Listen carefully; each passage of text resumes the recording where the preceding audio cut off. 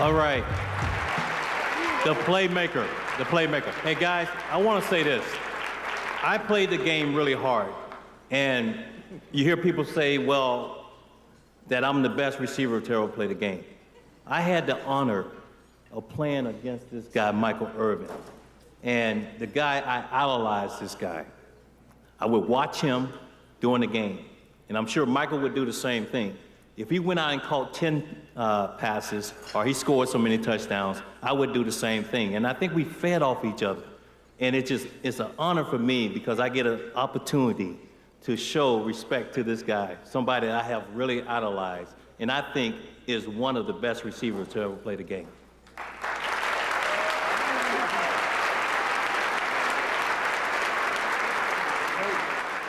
It's your boy JB coming to you with the case being made for Michael Irvin being one of, if not the greatest wide receivers to ever play the game of football. So why did I decide to take on this project for Michael Irvin? Why am I doing this? Well, number one, my father, God rest his wonderful soul,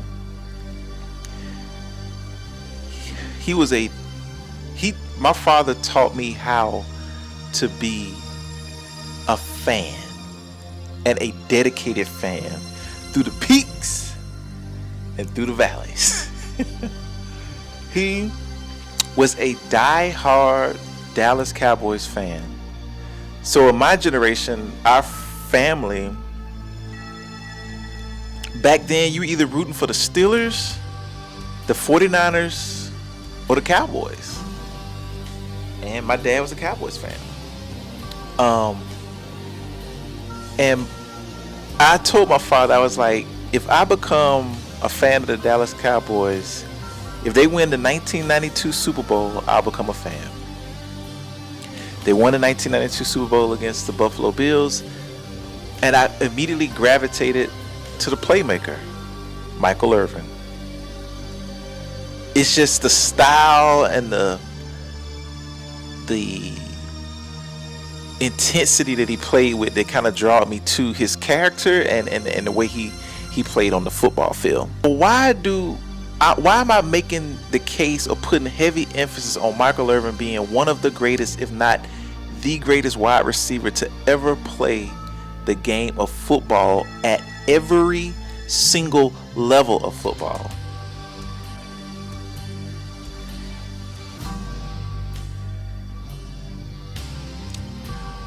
There's many ingredients. I know a lot of people like to look at his stats and say, oh, man, no, we're not going to do that. Now, I'm going to bring up stats in this project, in this video, but I'm going to give you context and give you the things that were around Michael Irvin that puts him up there with the higher echelon of talent that ever played this game. What I don't like about Michael Irvin's treatment, I know he went on this viral rant on this Facts Over Feeling podcast about, oh, Deion Sanders couldn't cover today's players because players back then weren't fast enough, weren't as good, which is insane to think about. He exercised a lot of demons in that rant. He went on for about 10 minutes and he left us a lot of timeless content. I don't like how Michael Irvin gets treated, and then I don't like Michael Irvin has been on a run this year of just incredible content, incredible motivational speaking. He's funny. He has the gift of gab.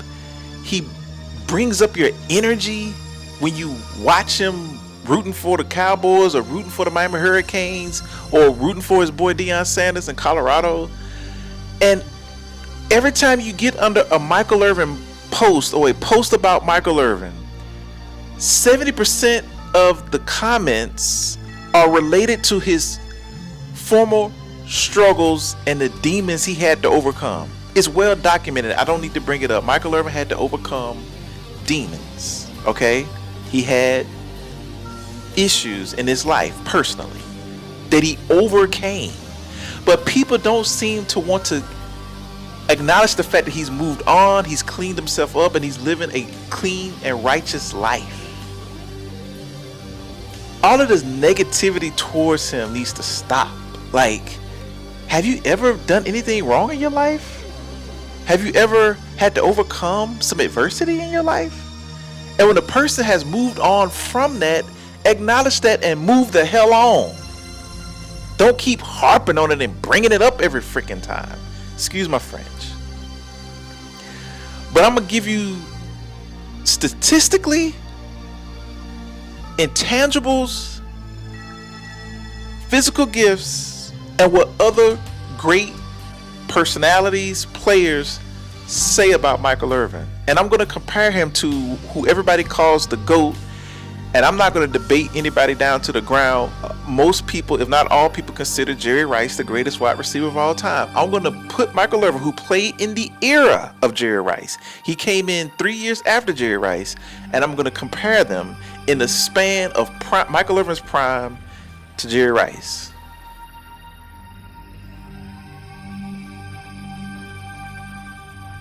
Consensus answer on the best teammate we all had would be Michael Irvin. So I'm one of the backup quarterbacks. I've thrown more balls to Michael Irvin than Troy Aikman has, right? And it was a Sunday night. I'll never forget it. I think we're going to camp on Wednesday. I have a message from Michael, and it says, hey, Red, hope you guys had a great time off. When you get back in town, give me a call. Another message. The last message is, hey, Red, when you get back in town, get your ass up to Valley Ranch. We're throwing tonight. Texas, July 8th. It's 105 degrees at 7 o'clock at night. You get my cleats on, I put my grays on, I get a couple footballs, and I go out there, and he's out on the field. He's got this, it's almost like a wetsuit, like girdle on. He's got his gray shorts, sopping wet on top of those. He's got weights in the thighs of the girdle. He's got his weighted vest on. He's got his shoulder pads on, his practice jersey, and his helmet. Right? So we go slant, and then we go hitch. So we go quick out, then we go 12-yard hook, bang 8. So we throw the route tree, and every time he catch, burst upfield, jog back. We're done with 10. You get like a 90-second break. He throws down a Gatorade, go to the other side. 10 more over there. We do 5 sets of metabolics, and he's catching, bursting every time. The last one we do kind of in the red zone. He's scoring touchdowns on every one. Boom, boom, boom, boom, boom. The last one, he spikes it like Michael Irvin spikes it. And we're done. And I'm about 40 yards away from him. And I'm just thinking to myself, are you kidding me? I mean, this is what it takes. This is what greatness is right here. Why do I consider Michael Irvin one of the greatest, if not the greatest wide receiver to ever play the game of football? Intangibles. Michael Irvin is widely talked about that he was one of the most hardest working player at his craft, and his workout sessions were legendary. Running routes till he threw up, running wind sprints, running out in this Texas heat at 105 degrees. And I'm gonna document of what some of the Cowboys that were around him were saying about him. Michael Irvin's intangibles, he was the driving force behind the Miami Hurricanes of the 80s and the Dallas Cowboys of the 90s. Deion Sanders said he was our attitude, he was our leader, he was our energy in those Super Bowl runs. He was the emotional leader. If you look at Michael Irvin, if you go back, if y'all interested, if you watch the most recent Dallas Cowboys documentary that came out maybe like the middle of August this year, if you look at those highlights when Emmitt Smith scored a touchdown, when Jay Novacek scored a touchdown, or if anybody scored a touchdown, who was the first person to run up and congratulate them? Go back and look. 98% of the time, Michael Irvin is running up to his teammates ecstatic that they scored a touchdown. And this is coming from a guy who should have scored way more touchdowns than he should have. But that lets you know stats wasn't the driving force to Michael Irvin. It's all about, like he says, getting the job done to win a championship. First person here, Jerry Jones. So if you look at Jerry Jones' documentary on Netflix, he out of his mouth said Michael Irvin is his favorite player of that time. Not Emmitt Smith, not Troy Aikman, not Deion Sanders, not Leon Lett, not Charles Haley, not Larry Brown, not Moose Johnson, not Jay Novacek. Michael Irvin is Jerry Jones's favorite player. He knows what Michael Irvin meant to that team. Okay? That's the owner of the Dallas Cowboys. Okay. Jimmy Johnson. Jimmy Johnson said, and I quote, Irv represented the toughness, the swagger, and competitiveness he wanted, and that he loved Michael Irvin. When Jerry Jones made peace with Jimmy Johnson and put him in the Ring of Honor, when Jimmy Johnson got ready to walk around and say his classic line, he passed Charles Haley, he passed Troy Aikman, went right over to Michael Irvin and said, how about them Cowboys? He knows how important Michael Irvin was to him in Miami and to him in Dallas. His coach, Jimmy Johnson. Troy Aikman. In that same documentary and in many interviews, Troy Aikman says, Michael was the emotional leader, special player. Nothing was going to get in his way of catching the football. Said his love for him doesn't have the love for him that he doesn't have for many in this world. So very few people the way Troy Aikman loves Michael Irvin. Okay. And he supported him during the 1996 trial. He was the only player that went against Michael Irvin's wishes of showing up at the courthouse to support him. That's love, man. That's love. Emmitt Smith in that documentary says he called Michael his big brother. They used to do the tap, tap, deuce, deuce. He said, hey, we're going to get this job done by land or by air. That's another example that stats did not drive Michael Irvin. By land or by air. Whether it was Emmitt Smith getting 30 carries, 200 yards, and 4 touchdowns, or whether it was Michael Irvin catching 8 balls for 140 yards and 3 touchdowns, they getting the job done. They didn't care about the statistics, okay? He said part of him left when Michael Irvin had to retire, and the city of Dallas belonged to Michael Irvin. This is the greatest running back ever saying this about his teammate. The Moose, Darryl Johnson, the fullback during that time. Michael was the hardest working guy on our team.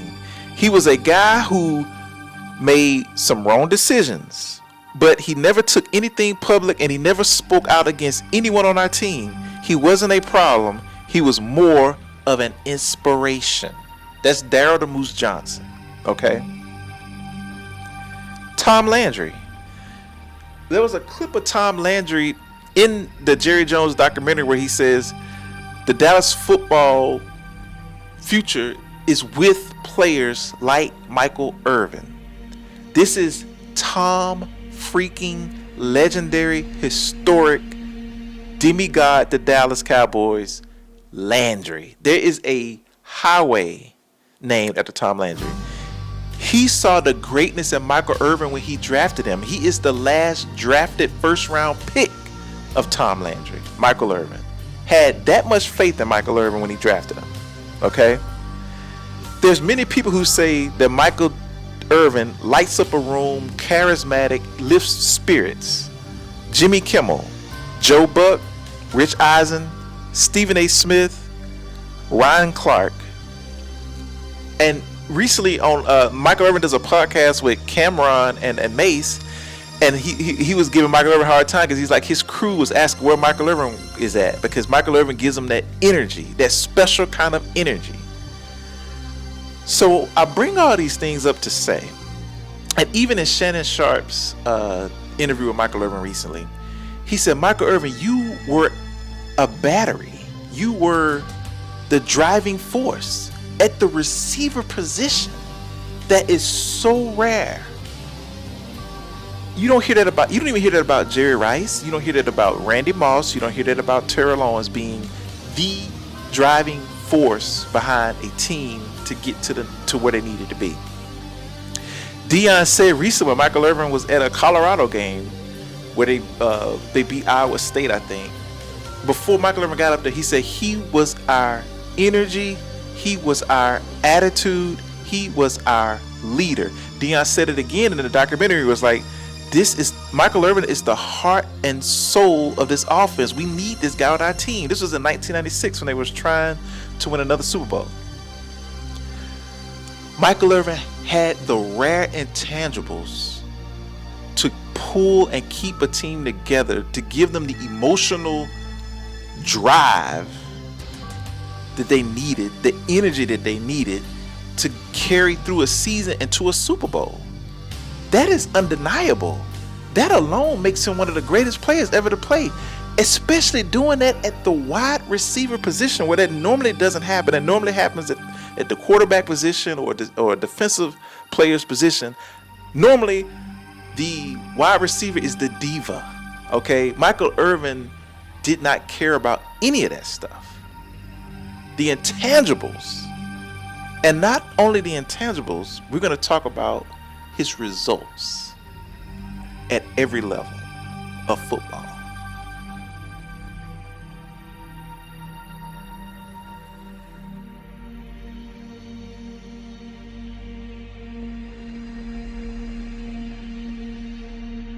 So let's itemize Michael Irvin's football career from high school all the way up to his Hall of Fame NFL career.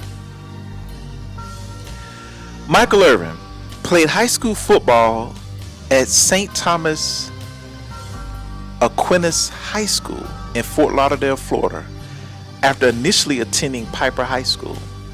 He was a standout athlete and at St. Thomas, leading the team to an all-state title before continuing his career at the University of Miami and then the NFL.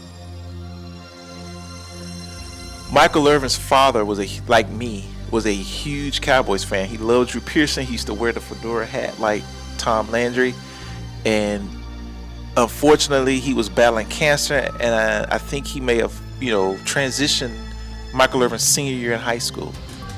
And one of the promises that his father made, Michael Irvin kept from his father, was that he was supposed to take care of his mom.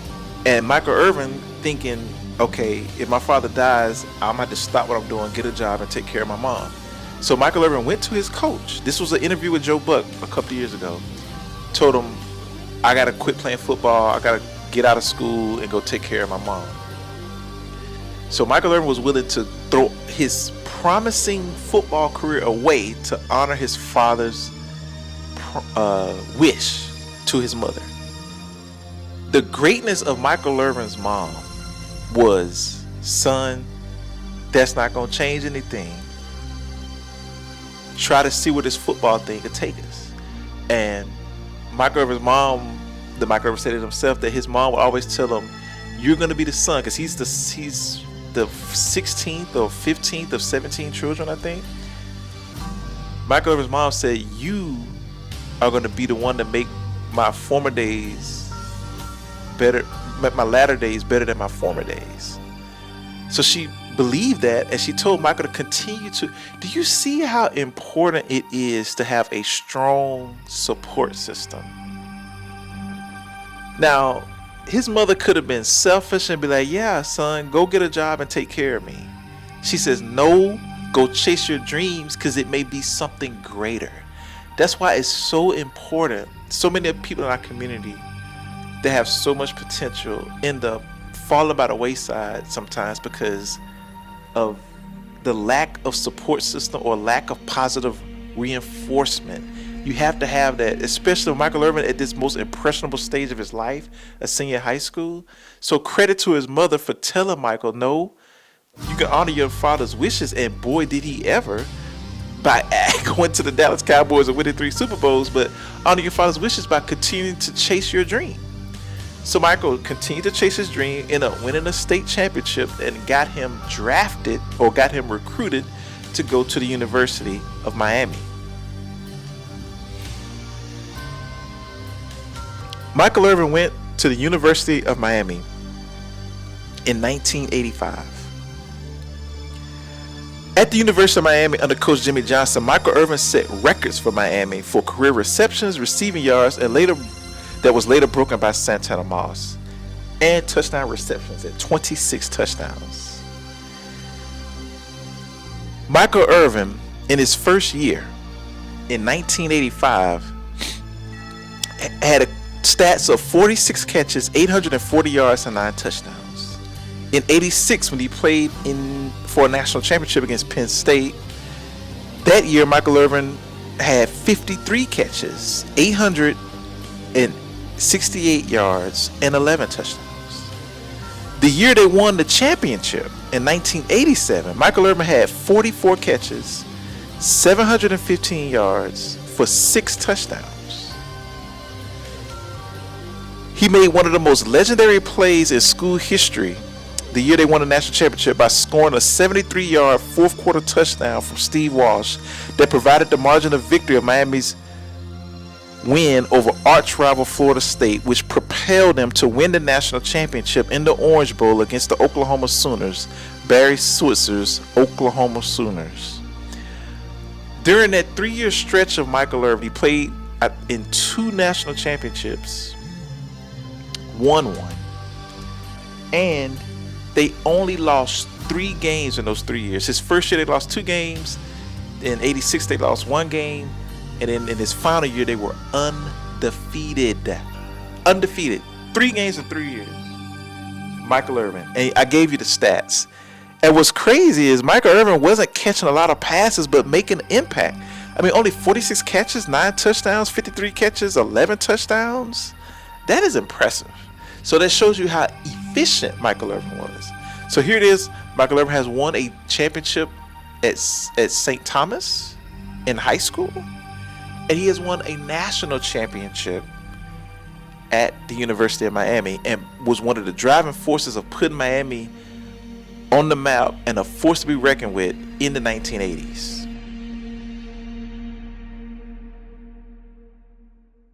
Not everybody can say that they won a championship at every level, and being one of the reasons why, not being a ride on the bus, but being a bus driver to these championships. Michael Irvin was a standout athlete in high school and in college, leading his teams to championships. Okay? Not just stats, and even though he was having the stats, championships. So after Michael Irvin, he finished early, graduated early in 1987. He was selected as the 11th pick in the first round by the Dallas Cowboys, the last player picked by Tom Landry. Tom Landry and Gil Brandt at the time believed that Irvin would accelerate the Cowboys' return to the living. Can I say that again, y'all? Tom Landry and Gil Brandt, 2 of the greatest minds in the history of football, believed that Michael Irvin would accelerate the Cowboys' return to the living.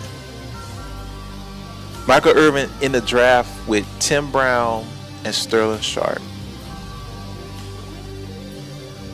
Tom Landry said Michael Irvin will accelerate the Cowboys to the return of the living.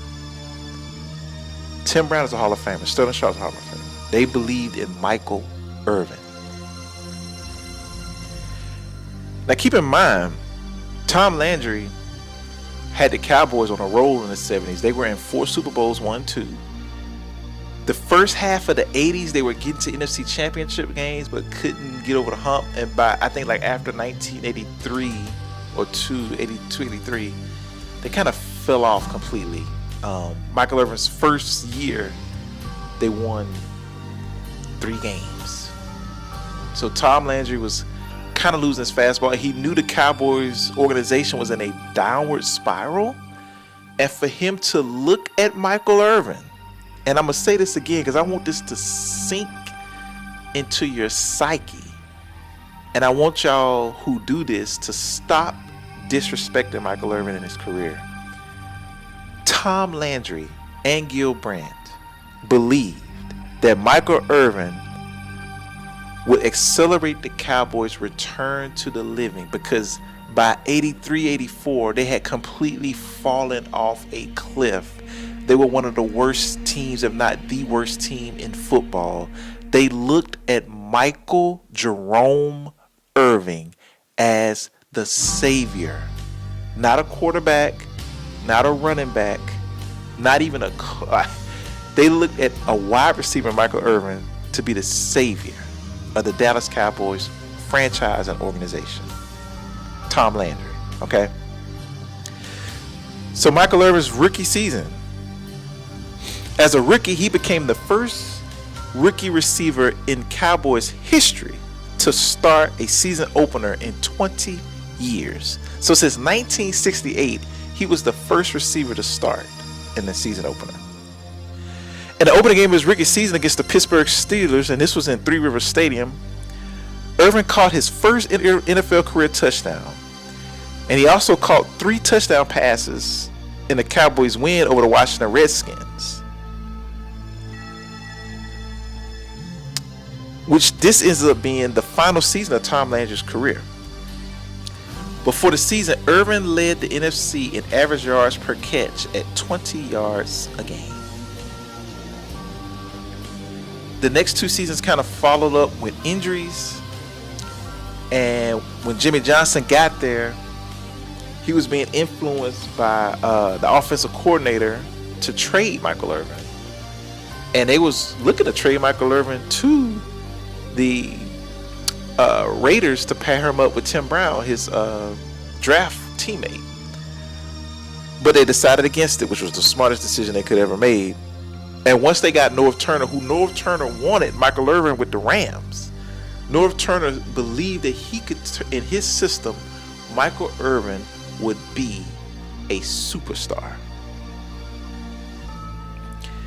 And why did Norv Turner, the great offensive coordinator for the Dallas Cowboys, believe that Michael Irvin would be a superstar?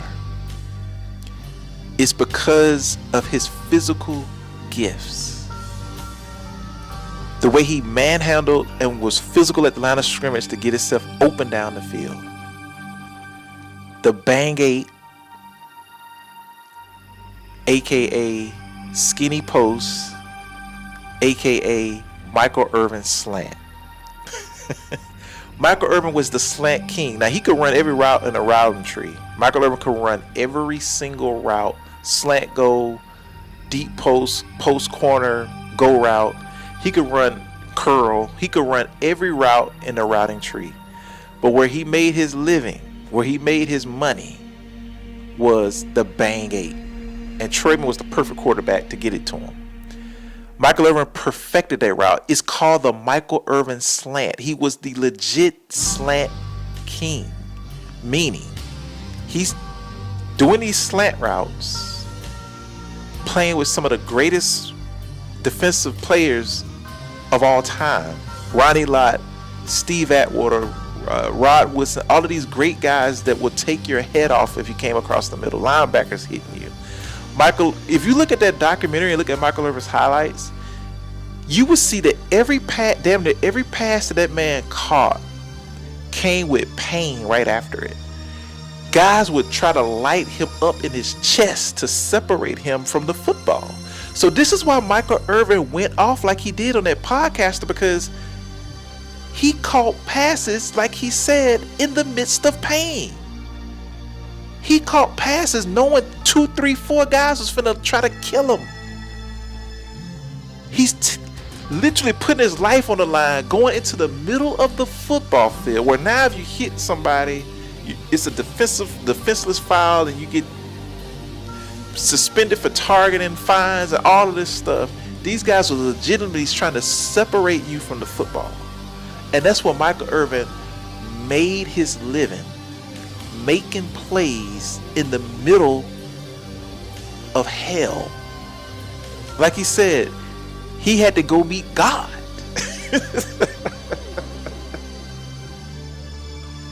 But to get back on track, The 1991 season was where Michael Irvin's prime. That was the heart. That's where his success rates finally happened.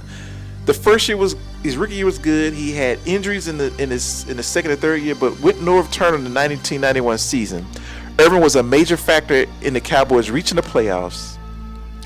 He finished the season with 91 catches, which was second in the NFL at the time, 1,523 yards, first in the NFL, 8 touchdowns, that set a Cowboys franchise record with 7 100-yard games. Irvin made the 91 Pro Bowl, the first of 5 consecutive seasons in which he was selected to the Pro Bowl. Obviously, we know about the 91 and the 92 and 93 seasons where they won Super Bowls. They were nicknamed the Triplets with Troy Aikman, Emmitt Smith, and Michael Irvin. Michael Irvin was a key player in the Cowboys Super Bowl teams. Okay. One of his greatest performances was in the Super Bowl in his first year, where he caught 6 passes for 114 yards and 2 touchdowns, which separated the team from the Buffalo Bills. Because Buffalo Bills was winning that game, Michael Irvin had 2 big touchdowns within 18 seconds to break the game open. Okay, and that's still a record to this day. He became only the second player to ever score 2 touchdowns in 1 quarter of a Super Bowl. Okay, now the 95 season was his peak season.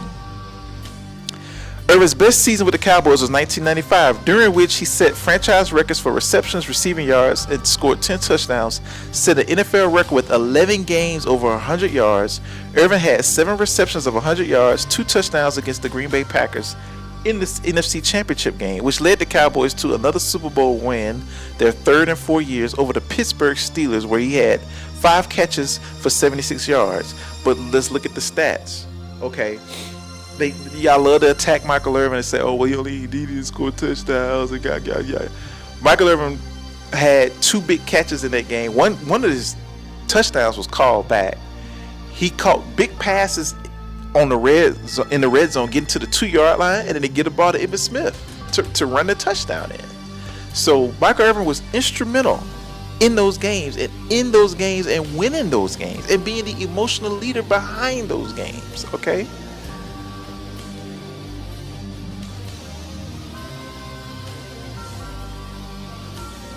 So let's now get into the meat and the crux of this debate. Michael Irvin constantly gets crapped on for his statistics. How can you consider Michael Irvin one of the best receivers to ever play or not the greatest receiver ever play? You talking like a fool.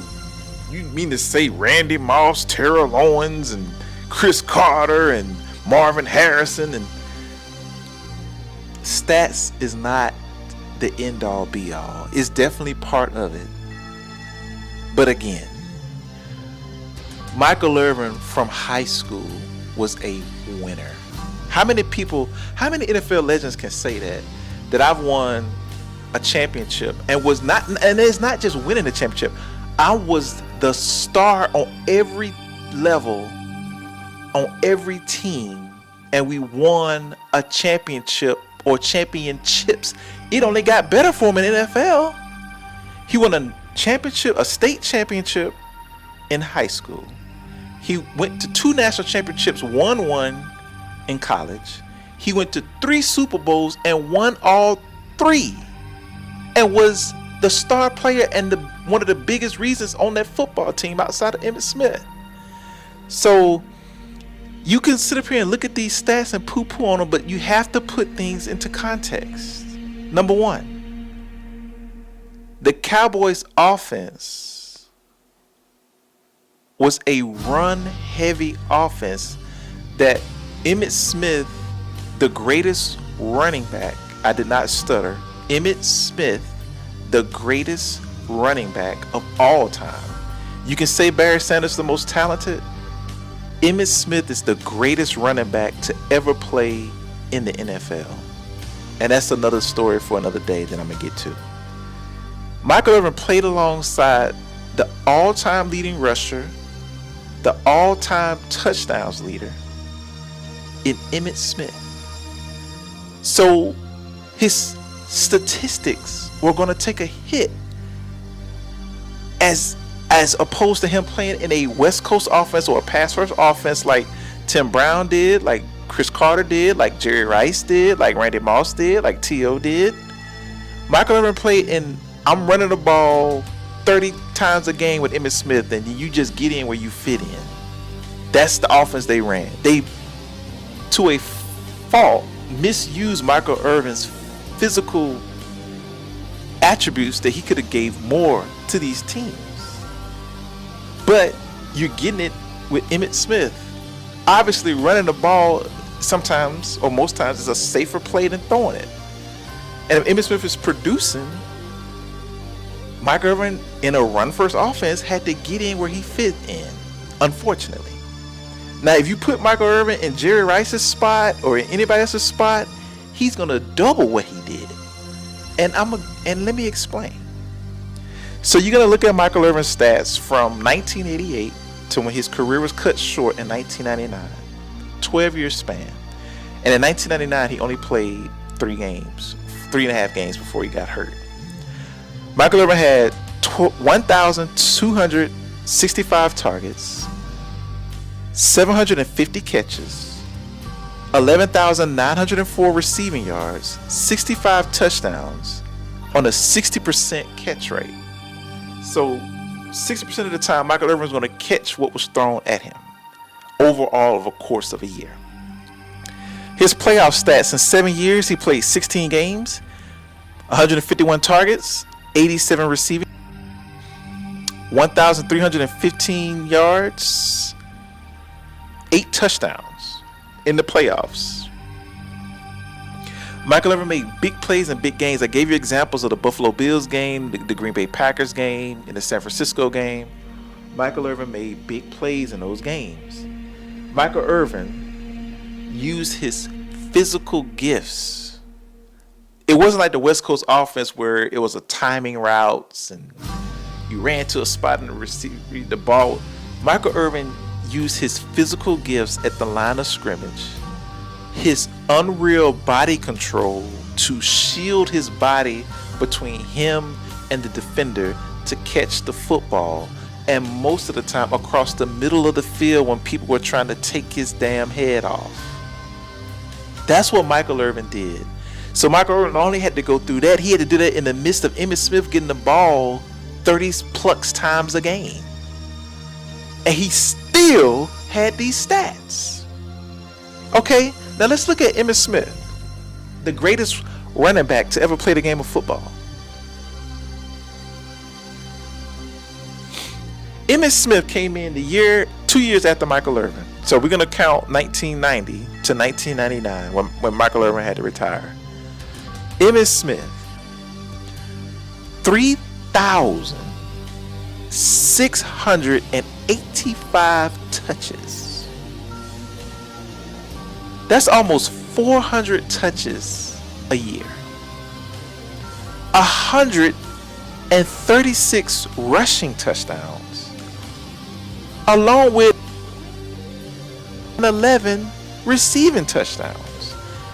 Emmitt Smith in the playoffs, 17 games, 395 touches, 21 total touchdowns, almost 2,000 yards from scrimmage. And it wasn't like Michael Irvin couldn't get open, okay? Because you can try to come back at me and you're like, well, Michael Irvin probably couldn't get open. The reason why they went, no. If you look at it, Michael Irvin, he didn't get the opportunities. He was used as a setup guy. If you look at the Green Bay game in 1995 when he scored the first 2 touchdowns of the game, it was in the red zone. It was inside of the red zone at the goal line, okay? They just, for whatever reason, they just didn't go to Michael Irvin a lot in the red zone. A lot of times you'll see Michael Irvin catch a big pass, get inside the red zone, and they giving it to Emmitt Smith. Emmitt Smith had 136 touchdowns, 147 touchdowns from 1990 to 1999. 147 touchdowns. Now, I'm going to compare Michael Irvin to the guy he played against, who's considered the greatest wide receiver of all time, and Jerry Rice. Okay, I'm not measuring. Now I know Tim Brown and Chris Carter and all the greats, Sterling Sharp were in that era. I'm comparing him to the GOAT, Jerry Rice. So in that same span for Jerry Rice, from 1988 to 1999, okay? From 1988 to 1999, Jerry Rice, who also had a 60% catch rate. Jerry Rice, in that span of 12 years, had 1,617 targets, along with another 15 rushes. Now, in the playoffs, it was kind of even. I think Michael Irvin had 151 to Jerry Rice's 175. But regular season, Jerry Rice had 352 more targets, resulting in 3,000 more yards than Michael Irvin had. Okay? So Michael Irvin ended up with like 11,000 yards in his 12-year career. In that same 12-year stretch, Jerry Rice had 14,000, but he also had 352 more targets. So if you give Michael Irvin that same amount of targets and he's catching the ball 60% a clip, I mean, holy moly, you catch another 100 balls and probably another 2,000 yards. Okay? So let's look at Jerry Rice.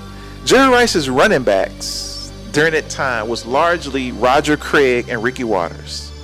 Roger Craig touched the ball 1,744 times with 35 touchdowns between 85 and 90. Ricky Watters, between 92 and 94, 25 touchdowns, 793. And Roger Craig and Ricky Watters were excellent running backs. But because of the offense they were in, which was pass first with Joe Montana and Steve Young, Jerry Rice got the lion's share of the offense. I mean, these guys, Emmitt Smith damn near doubles, damn near triples what Roger Craig and Ricky Watters did in comparison. So Michael Irvin was in a run-first offense and was still producing. Okay? Now let's look at this even further. Now, I consider this Michael Irvin's prime years was from 1991 to 1998. Michael Irvin had 662 catches, 10,292 yards.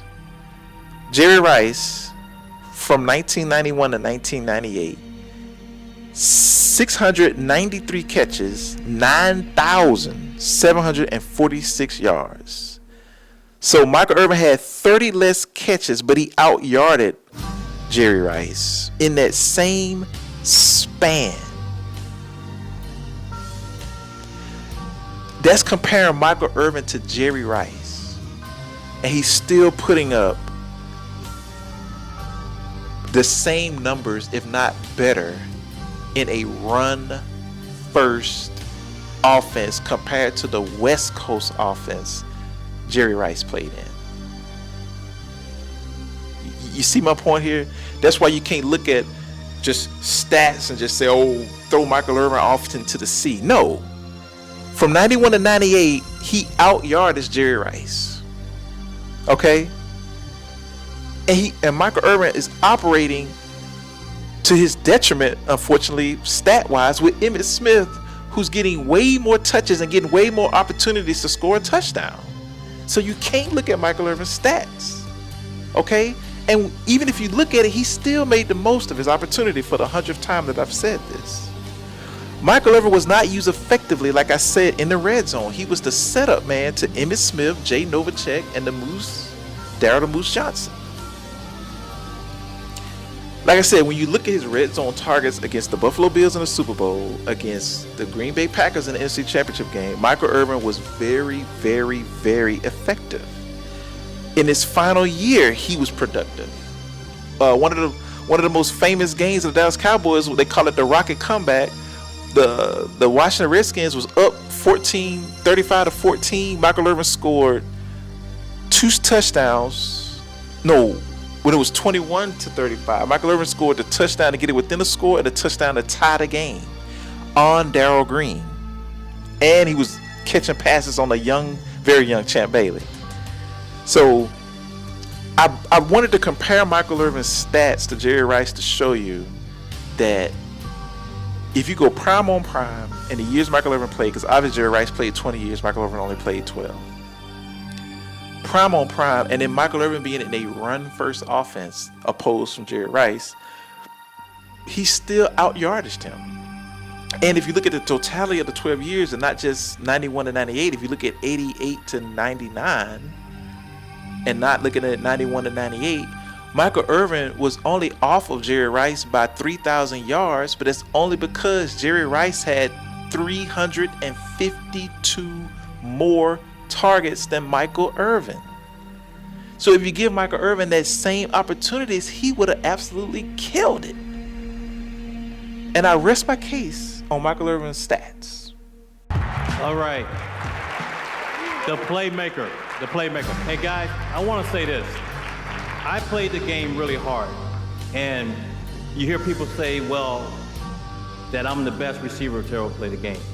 I had the honor of playing against this guy, Michael Irvin, and the guy, I idolized this guy.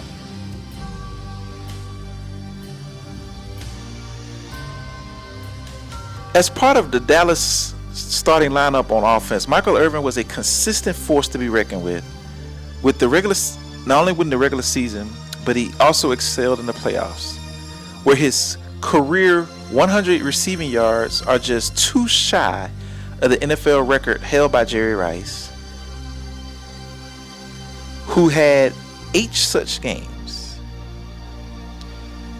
Irvin's 87 postseason receptions placed him second in the NFL playoff history behind Jerry Rice, who had 151. And Irvin's 1,315 postseason yards ranks second to Jerry Rice, who recorded 2,245 postseason yards. So again, Michael Irvin is second behind only Jerry Rice in catches, in yards, okay, in a run-heavy offense. And I just gave you Emmitt Smith's stats in the playoffs. Michael Irvin was inducted into the Cowboys Ring of Honor, the Texas Sports Hall of Fame, the Florida All-Century Team. In 2007, Michael Irvin was named to the Florida High School Athletic Association's All-Century Team that listed the top 33 football players in the state of Florida's 100-year history of high school football.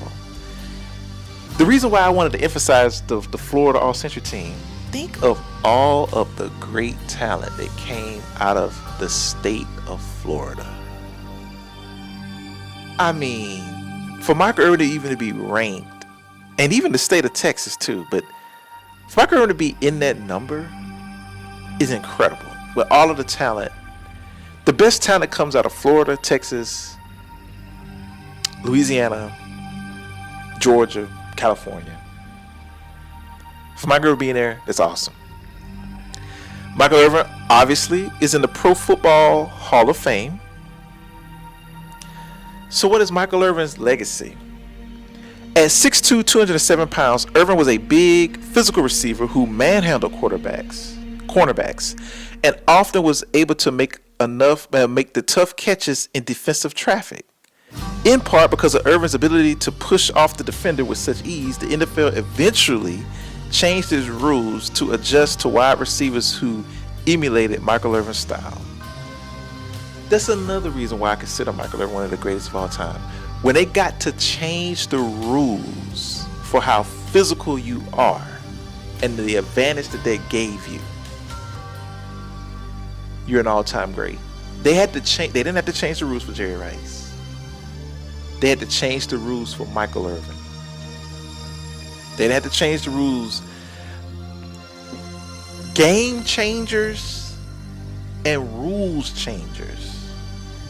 That's what makes you one of the all-time up there, man. They said, we got to do something because Michael Irvin is having his way with these guys. Yeah, they may be faster than Michael Irvin. There was another knock on Michael Irvin, but he used his physical gifts to get himself open for those fast guys. Okay? Michael Irvin was a vocal, emotional leader who set every significant career receiving mark in Cowboys history, including catches and receiving yards. At the time of his retirement, he owned or was tied for 20 team receiving records. Now think about that. The Dallas Cowboys, Bullet Bob Hayes, Drew Pearson, all of the great Cowboys players that came after him, Terrell Owens, Dez Bryant. Michael Irvin was incredible, man. And it proves that he was not only a leader, he was getting it done on the football field in the midst of pain, as Michael Irvin had to remind people. He was doing this in the midst of pain. Every catch he caught, if you go to that documentary and look at Michael Irvin highlights, he is getting lit the hell up. And he's still hanging onto the football, making plays. There's other things to Michael Irvin's legacy that I want to highlight too. His cultural impact. See, there's levels to greatness. Did you come in and you change the game? Did you leave a cultural impact? And did you win at the highest level? Michael Irvin came in, changed the game. He was one of the founding fathers of the physical receiver that made the way for the Brandon Marshalls, the Terrell Owens, the Anquan Boldens, the Keyshawn Johnsons. Michael Irvin was the father of that style of play. Okay? Did you change the game? Did you win at the highest level? Were you the reason for winning at the highest level? Or were you one of the main reasons? And did you have cultural significance when you played? Okay? Deion Sanders did that at the cornerback position. Michael Irvin did that at the receiver position. Cultural impact, what do you mean? Now, I don't know if Michael Irvin originated this, but he definitely popularized this in the 90s because I was a kid in that time, in that era, and the double part or the triple parts on the side with the low fade, it was nearly everybody in the 90s getting that haircut, dude. I used to always, my mom didn't like the haircut, but I used to ask my mom, I want the Michael Irvin parts on the side. I used to tell the barber that I wanted Michael Irvin parts on the side of my haircut. Cultural impact for black men. Another cultural impact for football was Michael Irvin, and he mentioned this on a podcast or something, that he was the originator, and he started doing this in Miami, of celebrating first downs and big plays. You can attest that. So when you see guys stand up and do the first down, that was Michael Irvin who originated that. Michael Irvin said, look, man, I made an incredible play. I may not always get in the touchdown, so I might not always get a touchdown, so we're going to celebrate this first down I just made. So the little touchdown celebration Michael Irvin used to do, and he used to spike the ball and the whole first down, when he'd stand up and do like this, Michael Irvin originated that, and you still see that in today's sports. People are still doing the first down celebration when they catch a big play. Michael Irvin started that. Showtime! For 12 seasons, Michael Irvin was a showstopper in Dallas. Before Terrell Owens and Chad Ochocinco, there was Irvin, the original receiver turned entertainer. And who do you think it is? Michael Irvin! As flamboyant as Michael was, I think there are a lot of people who probably misunderstood that for selfishness. And did Michael want to do good for himself? Yeah, absolutely. But Michael, more importantly, wanted to do good for the team. They starting to say we can't run the damn football. Michael could get in front of the entire group. We'll run on Marty. Let's go. Damn day. All day. And everybody knew that it wasn't self-serving. It was because this guy really wanted to win. Michael Irvin was arguably the hardest working guy that I've ever been around as an athlete. We'd have a running test in the summer, 16 110s, and he may go out before that running test and run 30 110s just to prove that 16 was going to be easy. He was a guy who wanted to be great. Michael was not the fastest guy in a race, so he had to be great in other areas. Michael, 45-40, 30 to the 20. A man to beat. Woodson will get him at the 10. Irvin breaks free. He was a big physical guy, and he used that.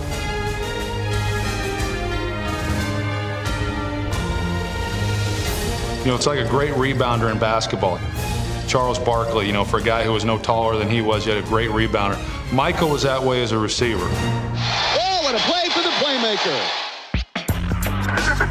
He had vanity plates on his BMW that said Playmaker. He wouldn't just sign Michael Irvin, 88. I mean, it was Michael Playmaker Irvin, 88. And so you didn't want to get behind him in an autograph line. I mean, you're going to be a while. What I do? Make plays. Nothing but make plays, baby. And, you know, if you call yourself that long enough, then others are going to catch on. And, of course, then you got to make plays. And he certainly did. Irvin holds the NFL record for most 100-yard receiving games in one season with 11. Each week, he did whatever it took to make the catch. There's a lot of guys that don't really want to take the big hit. Michael would he would get hit by a truck. Everybody would always come to me and talk about Michael, man. You fearless. You're fearless. Boy, you have so much courage. You fearless. That's the truth of the matter is, every 3rd down and 7, I would say, Michael, you run that slant or you go back to the ghetto. Just get me to run. I'll take care of it. Let's throw the slants. Let's throw the slants. We'll throw them into any coverage. Let's throw them. I'll go get it. I'll go get it. Only Jerry Rice has more career postseason catches than Irvin. He may have been a showman, but Michael Irvin's most memorable act was helping the Cowboys win 3 Super Bowls in 4 years.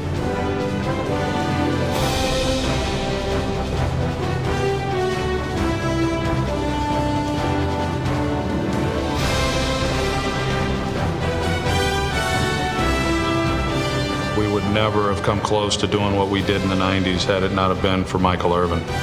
On that list of 100, I would argue not only does he deserve to be on it, but he deserves to be a lot higher than where he is.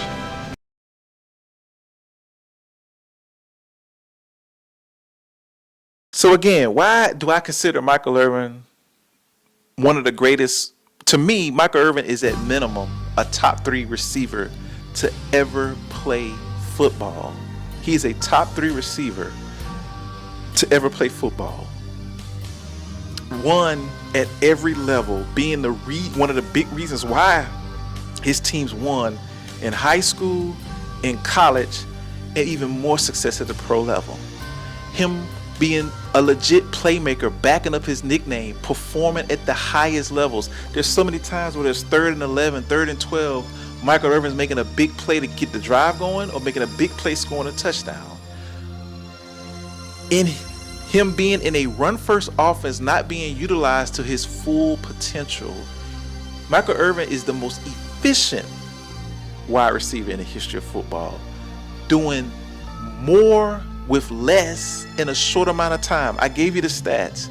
He was only 3,000 yards off of Jerry Rice in a 12-year span that he played in a run-first offense when Jerry Rice had the privileges of working in a pass-first offense. Jerry Rice also went into a very wonderful situation with Joe Montana already having won 2 Super Bowls. And I think Joe Montana was fresh off a Super Bowl when Jerry Rice got drafted. Michael Irvin went to a team that was the laughing stock of the NFL. Even though they were the Dallas Cowboys, he won 4 games in 2 years when they first got there. So he built the 90s. He was the foundation, one of the key foundations of building the Cowboys from the ground up in the 1990s. Okay, that's a big deal. He didn't go into a great situation. He had to turn it into a great situation. He was the driving force and the consistency of the 90s Miami Hurricanes dynasty and the 90s Cowboys dynasty, okay? And he was producing. He was a game changer. He was a culture shifter, okay? He was making significant plays to help his team win championships. Like Michael Irvin said in that rant, Him and Jerry Rice are two of the most accomplished wide receivers in the history of football. Jerry Rice's stats are better than Michael Irvin's because he played longer than Michael Irvin and because he was in a pass-first offense. Michael Irvin was hindered by playing with the greatest running back of all time, Emmitt Smith, who was gobbling up all of the touches, who was gobbling up all of the yards. Okay? Michael Irvin outgained Jerry Rice from 91 to 98. And he was only, again, 3,000 yards off of Jerry Rice, but Jerry Rice had 352 more targets. You get at the Michael Irvin, he has the same freaking stats. Okay? And the final piece, competition. Who was Michael Irvin going up against to get these stats, to get these yards, to win these championships? I did a little surf on the web, and I did the best defensive backs of the 1990s. And these are all Hall of Famers, by the way. Deion Sanders, Rod Woodson, Aeneas Williams, Darrell Green, Leroy Butler, Steve Atwater, Eric Allen. These are the cornerbacks that Michael Irvin had to fight and claw and have these wonderful stats that he did have when he had the opportunities.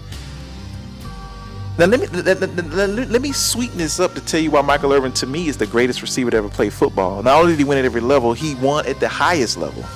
He also had to go up against Eric Allen, Darrell Green, and Aeneas Williams, who were Hall of Fame cornerbacks in Michael Irvin's division. So he had to see these three Hall of Famers twice a year. He had to go up against Darrell Green, who he was cooking. He had to go up against Aeneas Williams, who he was cooking. He had to go up against Eric Allen, who he was cooking twice a year. Oh, and it gets better. Deion Sanders, Leroy Butler is in the National Football Conference, his same conference. So not only did Michael Irvin have to go up against three Hall of Famers in his own division, he also had to go up against two additional Hall of Famers once a year. Dallas played Atlanta a lot and Green Bay a lot. He had to go up against Leroy Butler and Deion freaking Sanders, who is considered the greatest cornerback of all time, once every single year, and had to go up against Leroy Butler in the playoffs. Okay? And then when Michael Irvin got done with the NFC, he had to go up against Rod Woodson and Steve Atwater.